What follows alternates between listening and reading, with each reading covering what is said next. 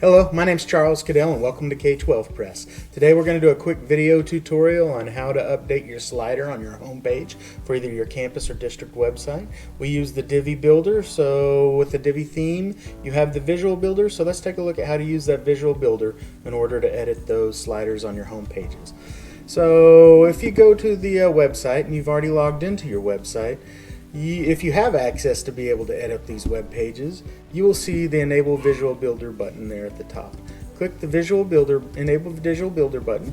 You'll see the little spinny dots and everything that signifies that the site's loading.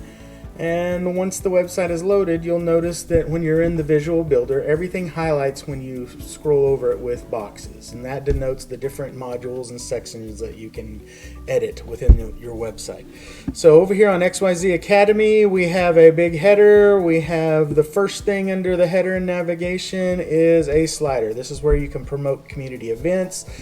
Things that are going on or about to be going on, just anything that you would like to promote or put above the fold on the website that are seasonal information or pertinent to that time, or something, like I said, you want to promote. With Visual Builder, you'll see that if you highlight over a section, you'll see a little blue toolbar. That's to signify the whole section that you're working on. You'll have the green highlighted section, that of course is the rows, and then the modules themselves. Each individual module is denoted there by the gray box. Well, we're going to be working on this slider on the home page, so we're going to click directly on that gray box. Let's take a look here by clicking on the gear icon at what this looks like in the Visual Builder when we have the admin panel pop up. So these are your slider settings, and these little gray boxes here denote the 3 sliders that we currently are using on this slider for this campus home page. So I always say when you're wanting to build a new slide, if you have existing slides, it's best to go ahead and copy an existing slide. In order to make that a little bit of an easier process, it'll inherit all the settings that you've already created with sizes and colors and things like that, and it makes it to where it's a good shortcut. So I'm going to create a new slide. Let's go ahead and just copy by clicking on these little icons for copy here, that slide. So now we have 2 of these slides. We're going to edit one of these slides, and I want it to be the first slide. So here at the top, I'm just going to edit this first slide for being the new thing.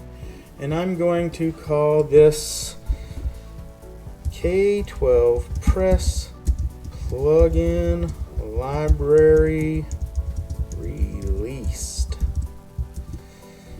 Alright, I'm going to remove the rest of that copy there. And that button, Learn More, that's great. When they click that button, if you want them to go to a particular website, we can have them go down here to link. You just enter the website that you want them to go into. And for us, it will be https:/k12press.com/plugins. Why not? Alright, so now that's going to open up that plugin when you mash that button. So I'm going to change out the copyright here. This is going to be copy about the new K12Press Plugin Library Feature Info. I'm just going to put placeholder here for more info, but you'll see if I move this little slide to the side, you'll see where that information is going, and it's going to build out underneath there. Alright, so there's no image here to the side, and I'm going to keep it that way, but I am going to edit the background image.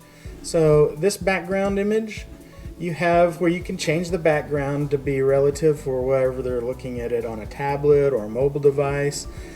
You can change the background color if you want it to be a solid color. You can make it a gradient. You can have a picture, a video, pattern or background, or a mask itself. What I like to do with these, if you'll notice, you have a background image and then you have a nice little gradient that overlays that background image. I go and I create a gradient.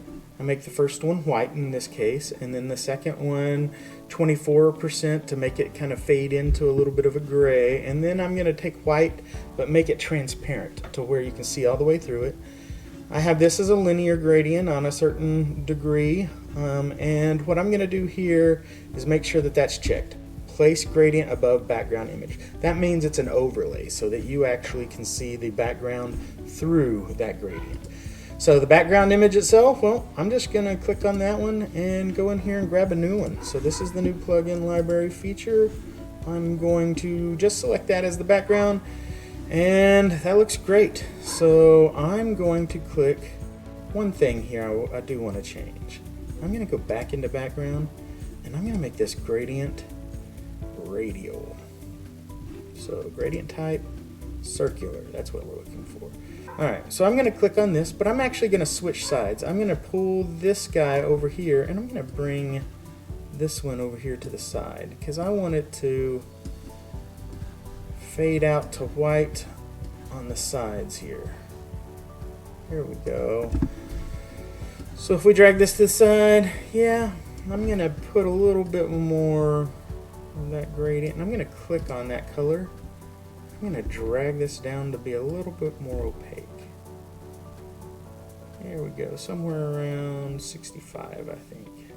See that it has 0.65 for the transparency setting. So that looks really good to me. I'm going to go ahead and click save. Now I'm going to grab some copy to drop in here and make things look better. But for this tutorial, this is how you create a new one. So we have K12Press plugin library released.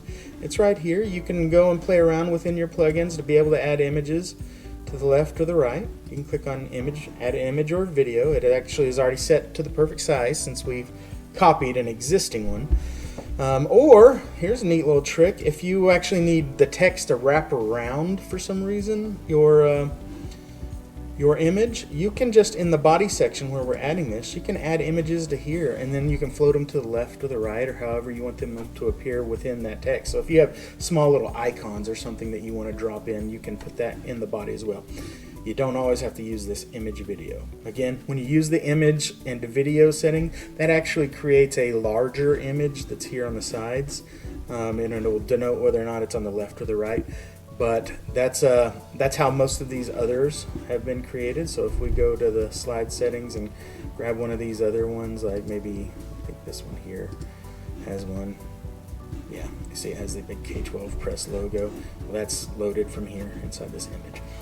Anyhow, let me know if you have any questions. This is a simple plugin feature that gets updated a lot on school websites, and I would say that the vast majority of our school websites for K12Press have this exact module on there, so this should be apparent to all you guys. Again, as always, like and subscribe if you're into K12Press WordPress updates, any tutorials, things going on with using WordPress for your school district or school campus websites. We have lots of content here. Hope to see you around. Thank you.